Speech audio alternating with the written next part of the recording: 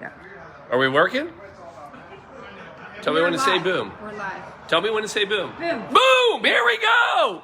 We're live! It's quarantine cocktail time, travel edition, season 4, episode 3.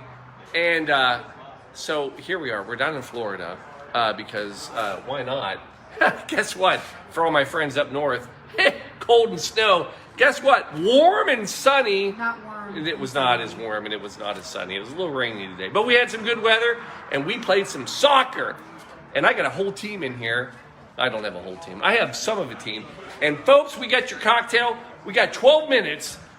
I'm going to do it in 10. Come on in. Blue Monkey Quarantina. Only business is monkey business. Come on in. Let's go do it. Here we go. I'll see you at the bar. Are we ready? Here we go. All right.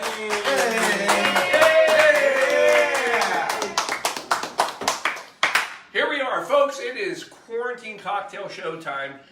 We're down in Florida. We got a travel edition. It's going to be bad. But why would you expect anything less or more? And here it is, though. Tonight. I have tried for years to find the ultimate soccer cocktail. And you can Google it. There's no, quote, soccer cocktail. So I've decided to kind of look. Now, I normally don't do new cocktails, but here's what I'm going to give you tonight. Tonight, we're going to do the Shaky Pete Quarantine Ginger Brew. Now, it's a lot of words. It's a lot of words. Sounds fancy. And it's not that old. 2008, this guy, right? Pete comes up with cocktail. It's part of a Beefeater gin contest. By the way, if you don't know this, here's how cocktails get invented. Either it's a contest, or if you go far enough back, it was medicine. But contests are where all the new cocktails come from. So Beefeater decides to have this contest, come up with a London-inspired cocktail using gin. Now in 2008, he wins, but the cocktail doesn't really take off until 2012. In 2012, this thing is like very popular and all that. And I believe this is absolutely the tribute to soccer. Now, let me tell you why. AKA first. Why is this all about soccer? We're in London. We're England. I gotta move my cups out of my way. I have a lot of cups. So, if you're gonna talk about soccer and you're gonna talk about England, that's the home. 1863, in case you didn't know, that is when, now look, everybody's been kicking the ball around for centuries, but it wasn't until 1863 when the actual Football Association was created in London, England. And the Football Association, that's where it started it all off. It's okay, we got people on the phone, it's fine. And 1872, fast forward, that is when we actually had the first Football Association Cup played in London. There he is, right back behind us, Champagne. He played the first football cup? Yes, I did. Oh, you look good for your age. Scored the first goal. So, tie it all together. So, that's our basis. But here's the beauty of it. The ingredients of this drink tonight are all also London, quote, England, soccer involved. First, we have gin. So how's gin tied to England? You ready for this? I'm ready. You're going to appreciate this. 1689, right? So everybody thinks gin is Dutch because Genever was the original, drink. But in 1689, King William III, who was Dutch, becomes King of England. He decides he's going to pass all of these crazy tariffs and basically force wine and cognac to be so expensive nobody can afford it. And what happens is he also does this, it's called the corn line of taxes that gave a benefit to anybody in Great Britain that if they used corn for distilling or any grain, that it would be so cheap. It created the gin craze. And what happened was, it got to a point where a pint of gin was cheaper than a pint of beer. It was actually the community, and it fell apart. People were drunk everywhere. All these people could go out, and they actually called, it was gin and gingerbread streets. And you would go out, and when it would rain, they were basically giving away gin, and these people were drinking glasses of gin, buying gingerbread, and it was a whole debacle. They had to flip it all around, but that's where gin started. Our other main ingredient tonight, pale ale. Also tied to England. So pale ale, 1700, Industrial Revolution. Here's what happened. Before this, what happened was the only way you could roast malt was when you used basically wood and peat. And what would happen is it would make the malt dark. And then when you did that, you would end up with these dark beers. However, 1700, do you know what happened? Industrial Revolution. Boom! Give the man a beer. It was a layup, thank you. It was a layup. I told you I'd give you a layup. So the Industrial Revolution happens, and at that point they start using Coke. Not the Coke that we use on the team. It's different. I want the good kind of Coke. It's a different kind of Coke.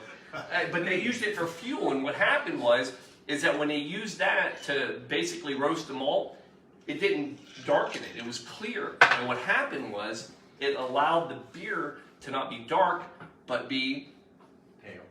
another layup. There you go. Okay, Very nice. the pale ale, and that's how the pale ale Trish came would be out. so proud of you. So there it is. All right. So for tonight, here's what we're coming in. We're going to go with this is a great easy drink. All it is a little bit of gin. Oh, I need this. 1 ounce of gin.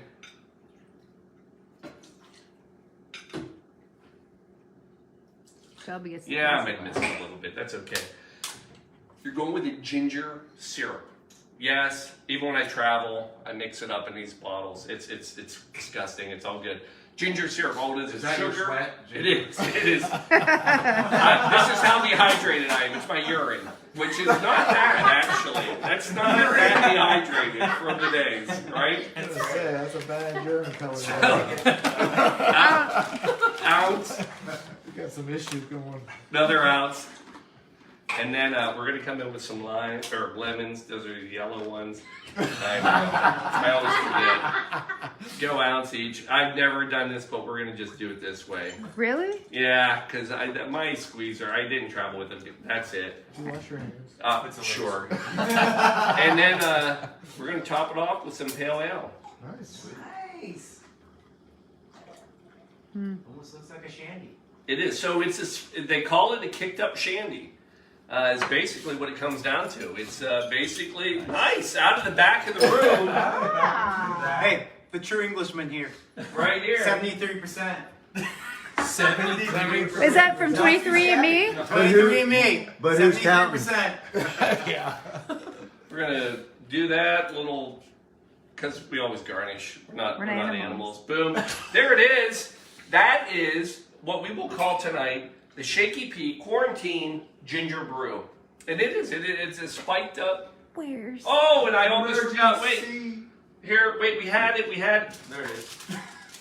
Folks, Cool. I don't even know what I'm thinking about, but we have some new people here tonight.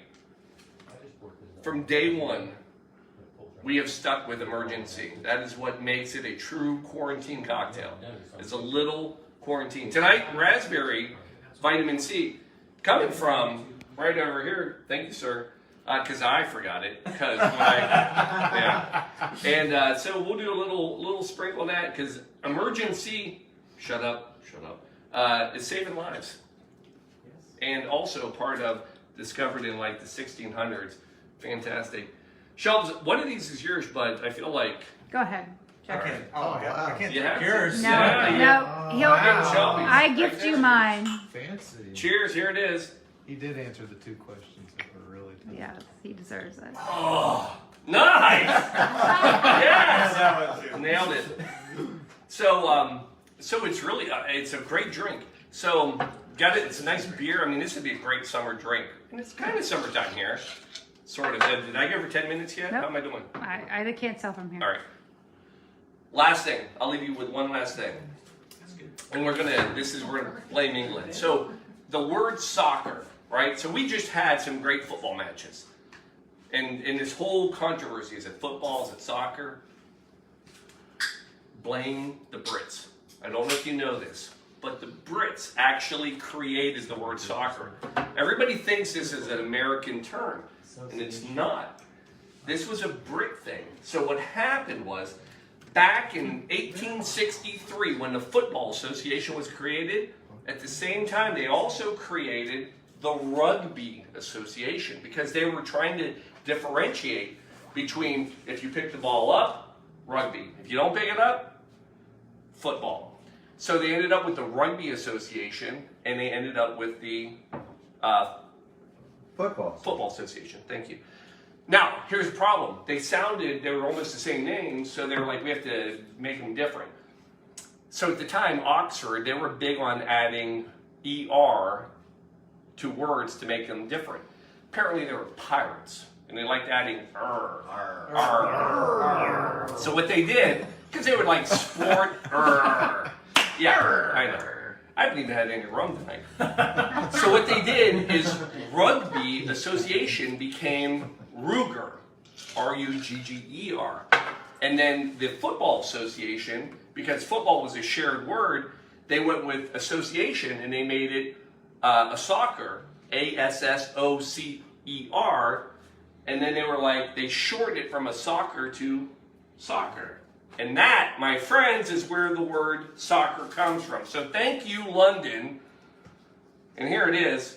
That's your tribute to soccer tonight. That's awesome. Is it good? That was good. Folks, we're drinking. So Here we are. And to everybody on HEC, 50s and over, we had a hell of a tournament. I'm Great spinning. time, Paul. Spin it. Cheers. Cheers, all of us. We played a hell of a game. You know, I would say we are having ginger in it, and it is kind of ironic because most of us are walking gingerly right now from injury. So it is an appropriate drink, I think. So, folks out there, cheers. Love you all. See you next week, Sunday. We might come home. We may stay here. I don't know. Love you all. Cheers. We're out. Wow. Peace. Cheers. 3.